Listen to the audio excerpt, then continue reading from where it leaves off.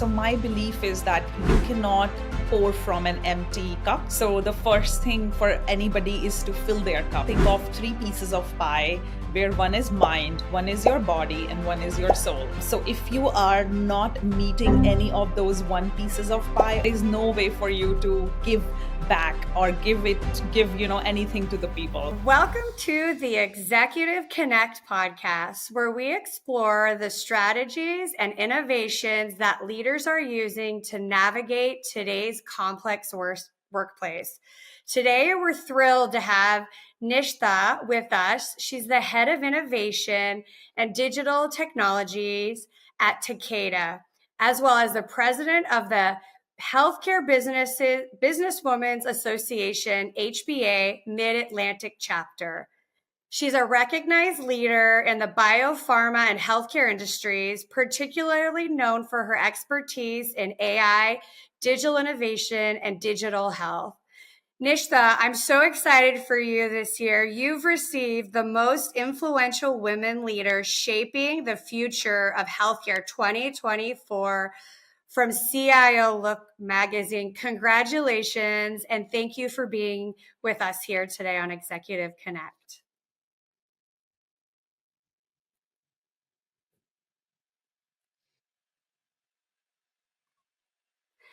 I always love to start with just giving us a little bit of a background of you and just how you got into this industry and anything you feel comfortable sharing.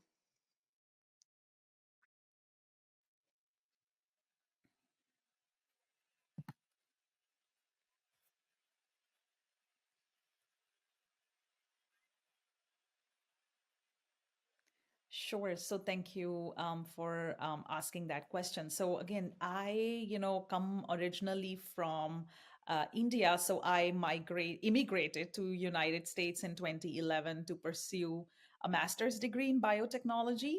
And prior to moving to United States, I had an engineering in biotechnology. So I have always had passion for the industry. And at the time when I had started this degree, it was a very niche field, and it wasn't, we did not know the value of biotechnology until very recently, when in 2020 we saw how it was biotechnology that was able to get us vaccines right in the time, and in I definitely see that how the industry has evolved, and with the emergence of AI and some of these new digital technologies, this industry it's ever evolving. So again, I'm very very passionate about biotechnology and how we could Yeah, apply some absolutely. of I'm these so new happy to have technologies you here in to this talk about industry this. And I know today to we're going to solve talk a little bit essentially about the mental and problem, emotional which is how wellness. do And I we know we're get seeing a the lot drugs more to the of it market faster. in today since COVID-19 and the pandemic. We've saw it a lot this year during the US the Olympics, and a lot of the US athletes were talking a lot about mental and emotional wellness. I want to get your perspective on mental health challenges in today's workplace, and what are some of the really pressing issues that you're seeing that employees are facing today?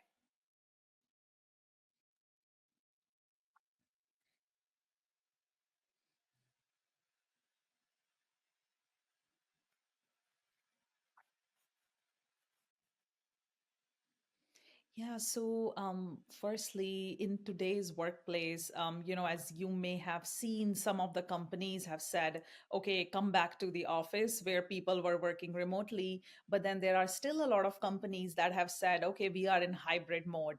And what hybrid means is that, some days you may go into the office, but then rest of the days people are still working from home.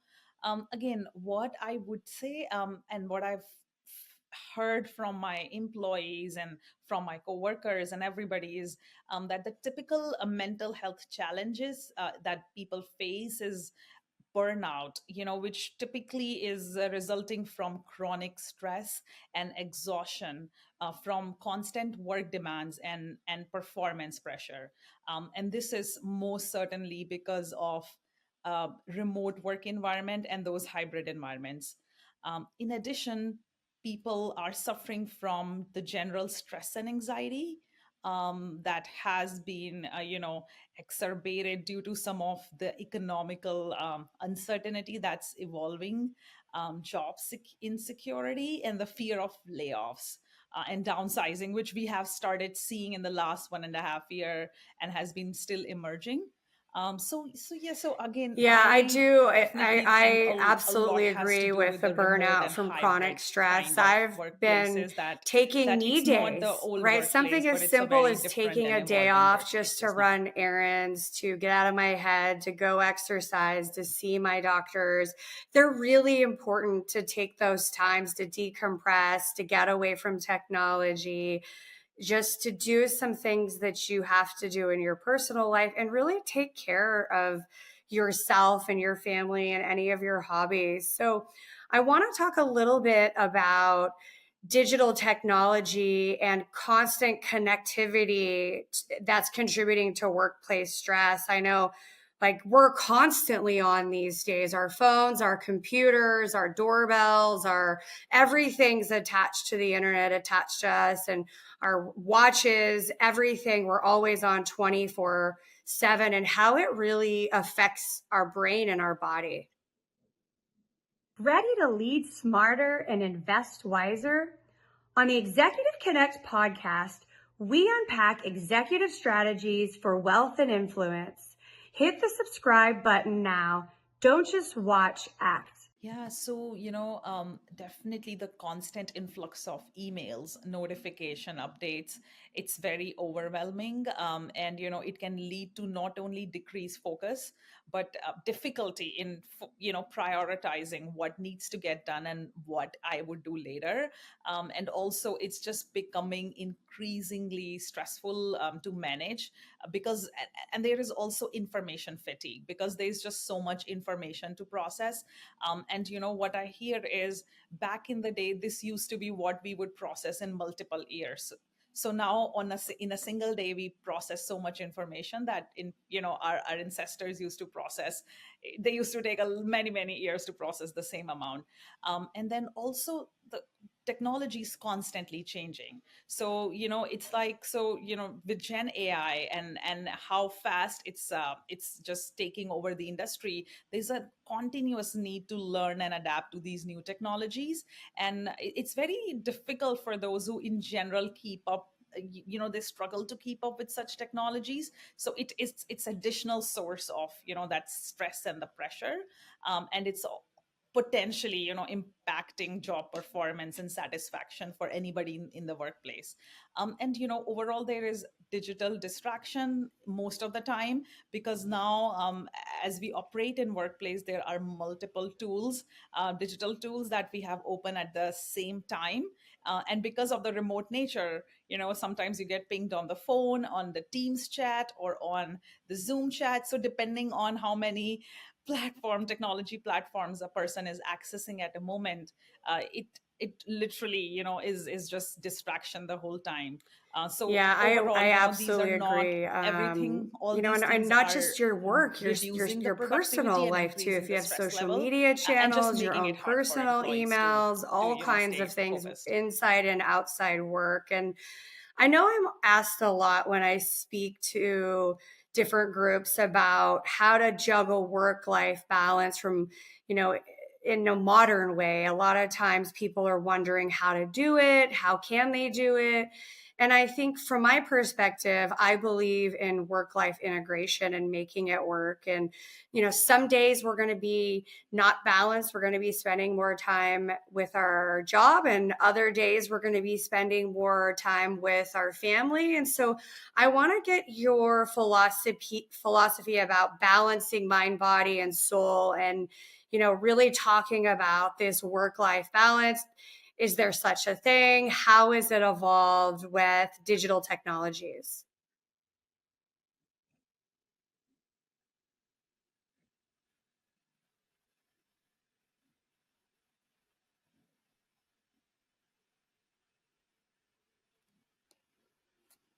Yeah, so my work-life balance philosophies, as you said, integration. So my belief is that you cannot pour from an empty cup. So the first thing for anybody is to fill their cup. And then filling their cup is, think of three pieces of pie, where one is mind, one is your body, and one is your soul. So if you are not meeting any of those one pieces of pie, or you are not pouring into that first, there's no way for you to sort of pour out, or give back, or give anything to the people. So I believe that finding the balance between those three different factors is sort of key to how somebody can find that sort of work life balance. And I definitely would say that when it comes to mind, it's like building the muscle. So all these three can be separated. Think of these as different buckets, and how can you build muscle in each area. And where think of mind more as three pieces that I always think of in the mind is self awareness. Am I aware of myself? Do I actually know what I'm doing? What do I want? Am I in the right job? So self awareness. Then self regulation, which is where that sort of emotional and like little bit of mental regulation comes in, where you are present in the moment and not constantly somewhere else. And then thirdly, for mind, it's self development, where you have to constantly keep your mind motivated, not just by what you are seeing and learning at work, but maybe podcasts like these, TED Talks, and some of the other channels and medias that are most accessible. So that is what I would say is in the mind bucket. Now for body, again, Melissa, I mean, firstly, physical activity is super important, and with long work hours and not moving at all, I think that's definitely something we have to prioritize and say, okay, this is something that's non-negotiable, and I have to complete 5 to 10K steps. So that's something one has to set up their goal as. But then there is nutrition and sleep, which are also equally important when it comes to the body piece, because people actually underestimate the power of 8 hour sleep. So earlier there used to be a lot of studies where people were used to be like, oh, I sleep 5 hours, and they thought it was cool, but not anymore. So that's changing. Now people, and some of the big leaders and CEOs openly talk about that they prioritize their sleep, and they are making it to that 8 hours. So that's the body element. And then again, the third element, which is the soul element, which I believe is where not everybody sort of is focused on, is sort of incorporating that mindfulness and reflection in your day. And it could be through simply just sitting, breathing. It could be through, if you can meditate, that's the best way to go. Or some people really like to journal, and they like to connect with they just like to reflect. So I think those are some of the methods. And then of course Yeah, you're so spot on spirituality with is mind, another body, and piece to soul. that. So I, if I you love have what you like said communities and about places where you you can't feel pour from an more empty sense of cup. And belonging, that is so so that is spot that on, specific because if you element have, we that all one could have, build on. a certain amount of energy to attack a day, right? And if that energy, like a gas tank, is empty, you're not able to function, you're not able to listen, you're not able to understand, you're maybe short tempered, you're maybe not compassionate, and you really can't bring your best self to anybody if you're on empty, like your gas tank is in your car, because your car can't run, right, without gas, just like you can't run without energy. And so you're spot on to be mindful about the energy and where you're putting it, and really balancing all the pieces. And there is ways to incorporate it, like you were saying, exercise. Absolutely, we got to move our body when we're sitting at our desk all day. And if you don't have the opportunity to get out and go take an exercise class or go to the gym, get a standing desk and put a treadmill under your desk while you take your meetings, or set up reminders on your phone that says, okay, noon every day you're going to do 20 push-ups and 50 sit-ups, and really hold yourself accountable, because it is a priority. And the less that you're mindful, like you mentioned, and the less you pay attention, it really deteriorates your health. And ultimately, when you're not servicing yourself, you can't service others. So, absolutely, mind, body, and soul, it's all intertwined. And I want to talk a little bit about, too, I think a lot of times, you know, at least for me, and maybe for you as well, like I was always traveling, constantly traveling to see clients, and driving to see clients, or flying to see clients. And I think the beauty of COVID-19 is we're able to do a lot with a phone call, or a lot with a Teams call. So when you're overworked and you're on E, and you got to get on a 5 a.m. plane flight, do you really need to do it? And it's really stepping back and thinking about the old way that we used to do things. Is that the right way? And really creating strategies to improve your work life balance, so you can bring your best self to your job and your goals. So I want to talk a little bit about actual strategies that people can use to really improve their work life balance, and maybe some tips that you can share with our listeners. Money Ripples is on a mission to help professionals just like you get their money working harder for you. Their clients free up an average of $35,000 their very first year without having to work extra hours. To show you how, they've put together a powerful training called Cash Flow Secrets, and the listeners of the Executive Connect podcast can get it completely free. Just visit moneyripples.com/secrets and enter the promo code EXEC. Sure, sure. So I wanna maybe start with, first of all, as you were mentioning, so do I really need to fly to meet this client, right? So a lot of digital technology, I know we talked about some negative things, but it has a lot of positives, which is, for you to be able to manage your schedule. So again, if you do not want, if you don't have to be in a meeting in person, can that you just handle it virtually and not actually travel. So again, I have tried to keep these three different things. So one is, how like daily routine and small habits can actually make a major difference in your, and in how you show up for your day. So one thing that I try to do, and I actually heard it from an influencer that I follow, is, how would you feel if 1,000 people would walk into your room, when you wake up? So think of, when we the first thing we do in the morning is actually simply open our phone and start like surfing social media. That's exactly what we are doing. So I think, so what I and this is a very conscious effort that I try to not access any digital technology or blue light devices 15 minutes before sleeping and 15 minutes after I get up from the sleep. So which again, it sounds like, oh really, what would that do? But it is actually really really helpful, because it allows you to actually wake up and then just like settle down, just reflect, and then have that time for yourself for the first 10 minutes of the day before actually touching your phone and starting to get nonstop.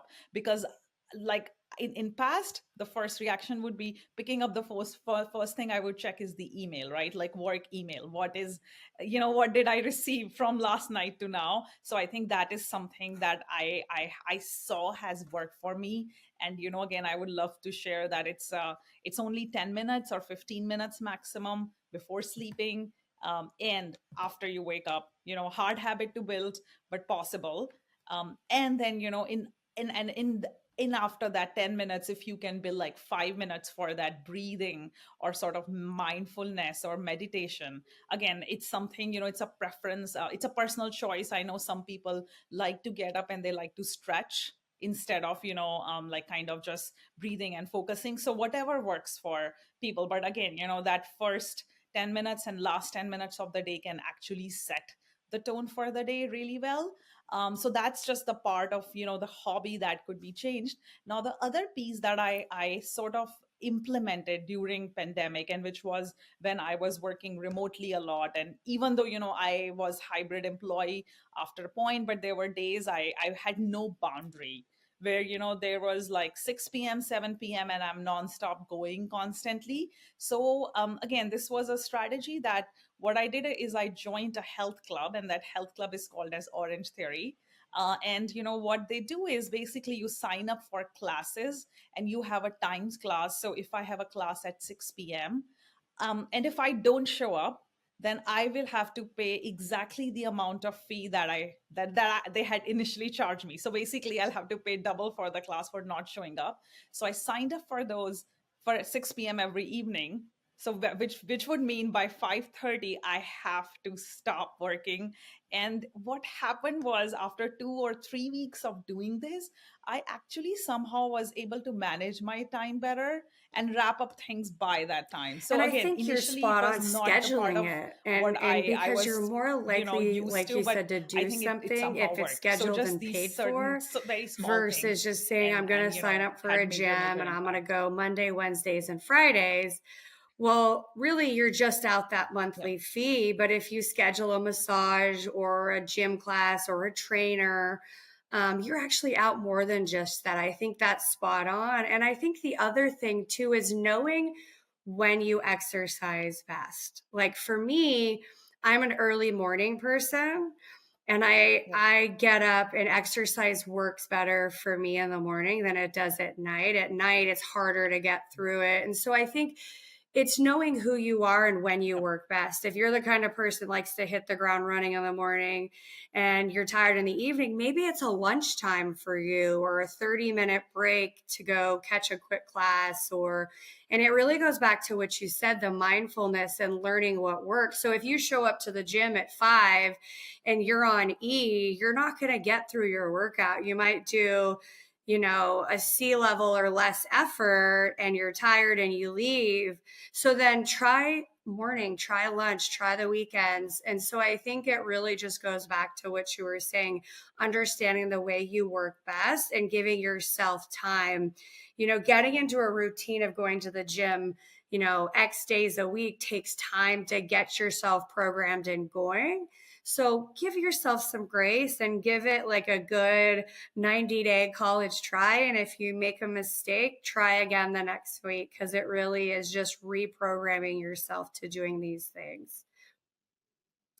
I want to talk a little bit about AI. AI is the buzzword these days. There's a lot of tools that are being used in this space. So I want to just get your perspective and maybe an overview of Mhm. AI tools like chatbots, virtual agents, and how AI is currently being utilized to support mental health in the workplace.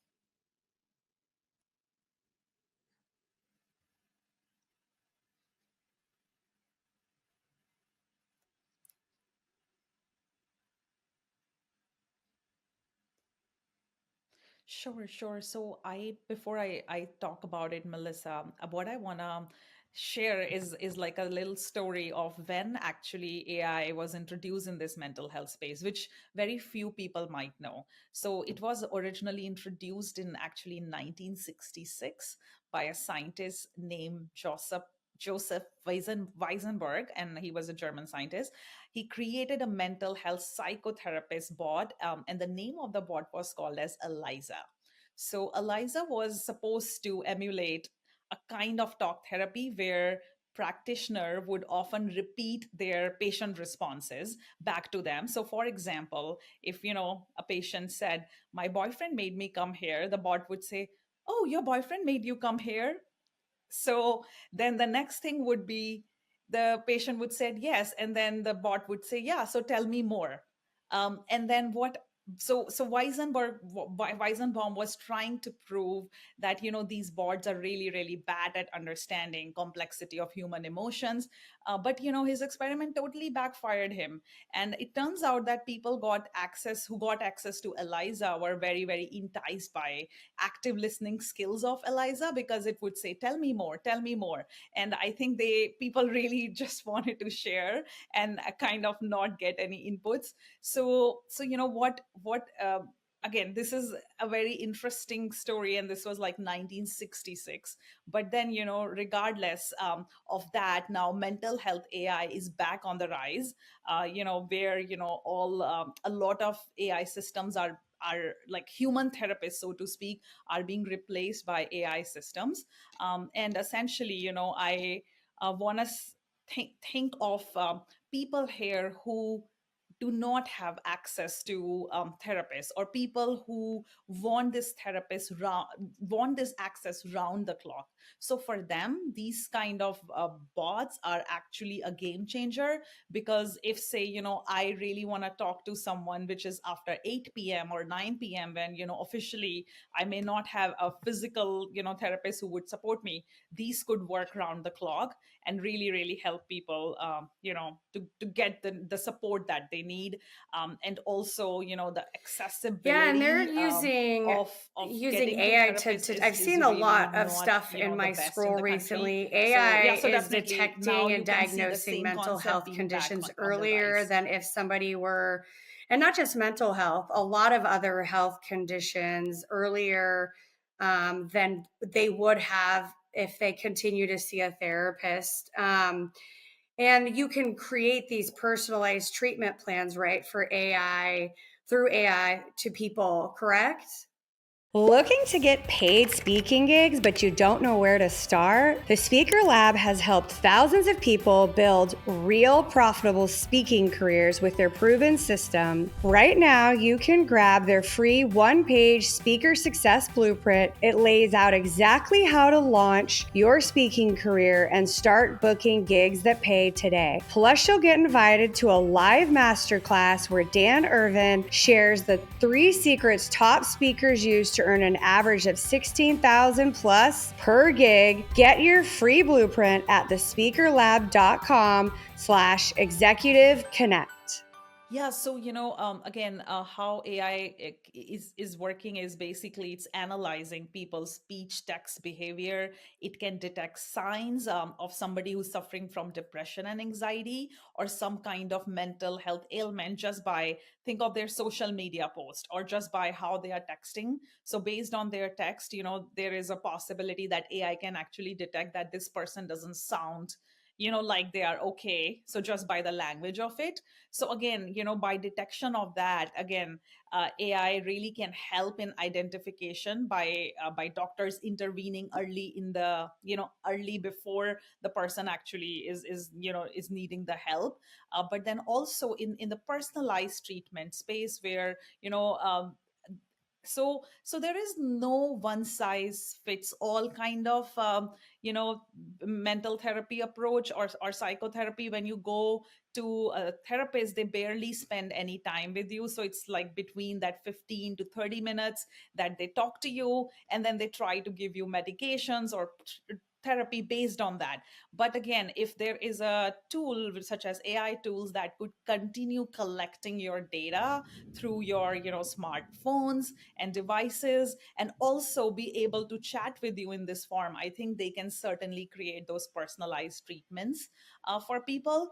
And overall, and again, I have seen this a lot of time, that my Apple Watch would say, okay, hi, your heart rate is high, so stop, just take a breath. So again, that's something where if I'm getting stressed out, my Apple Watch will let me know. So also, in addition Yeah, to and I this think as diagnosis, humans, we personalized have treatment, blind it spots, certainly is right? Like helping a lot of people in times, better mental health management. you wake So up and again, you're like, oh, I AI is slept plenty, definitely and you start your game day and you go changer when it about your comes to day, but mental your health Apple space. Watch or your Aura Ring says that you only maybe slept 4 hours instead of your 8 hours.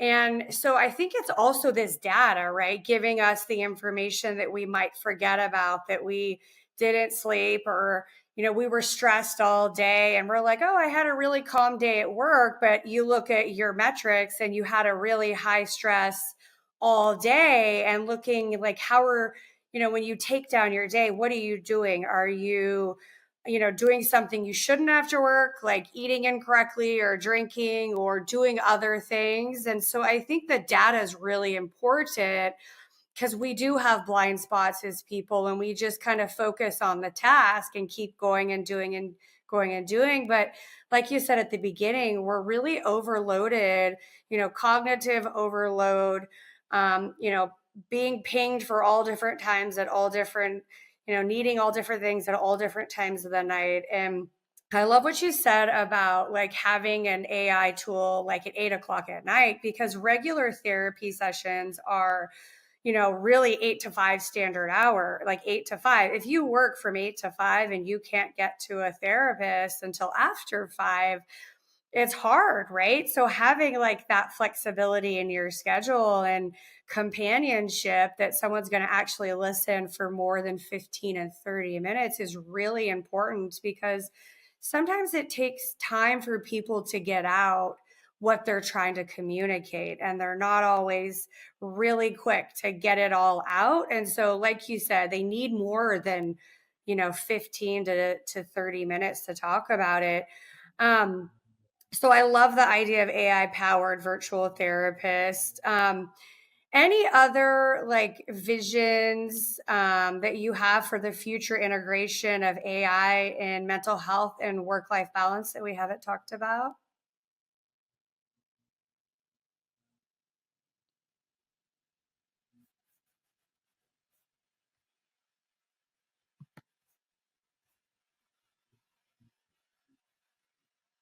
Yeah, yeah. So there are actually definitely, Melissa, one of the things I want to share some facts. And I think this is a very important, like, sort of Mental Health America report. And it shares some of the stats of 2024 as to, what's going on in this space. So I just want to highlight those, and then maybe based on those, share some of the future tools that could help us in, solving for these problems. So as per the report, and I have actually shared the link with you, you can certainly share it with the audience. 23% of adult Americans experience mental health illness in the past year, which actually is around 60 million Americans. And out of which it is one out of every five youth actually is reporting that they have at least one major depressive episode, which is around 3 million youth. So the 60 million, in out of those 3 million are youths that are suffering, and only 65% got helped. And then what people reported is that cost is a significant barrier for them to be accessing the mental health.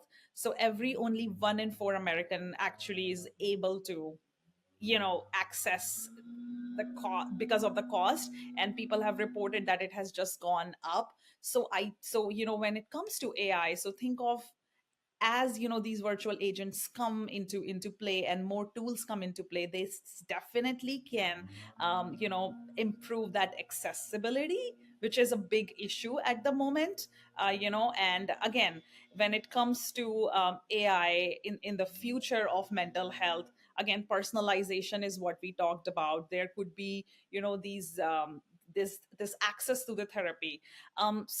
So that those are two factors. But then the third important thing, which again, and I'm very biased because I come from pharma and R&D, is the better mental health therapy and medicines. So all this data that we are getting is helping in the accelerated research in this industry, because now not only do you have the patient data, but you can get their real world data, you can get their genetic data, and actually you can apply predictions to say, based on all the information I have about you, there is a possibility that you may build up some, mental health condition in future. So again, it's definitely something that can help in building these medicines. And as I said, the major challenge in the pharma is getting them faster to the patient, which again is being worked on a broader scale. So again, if Yeah, we and could I have think, a very another thing solid too is, like data you were from the saying, patient in this is there space, enough because this is a providers that space can where you don't see support these anything, right? numbers? I Like mean, those are if you have a huge mental numbers health that you issue, shared people with don't us, see big it. numbers. And, they're all, I would say, the youth have a very separate need than, people that are professionals that have been working, that, have an understanding of who they are. When you're very young and you're teenagers, you're still kind of figuring out who you are. And so I think the other thing is, like, these numbers are crazy. Having, the actual, counselors and these kind of people available to you through, your insurance providers, or even outside of your insurance providers. I see a lot of coaching now, people that are, not using their insurance because they can't get access or they're too expensive, going outside of the healthcare industry to private, coaches to get the kind of support they need so they can afford it. So I think you're spot on. I want to just kind of, any final thoughts you want to share with the listeners before we close up that we haven't touched on? I know we covered so much today. Is there anything, else you want to share today?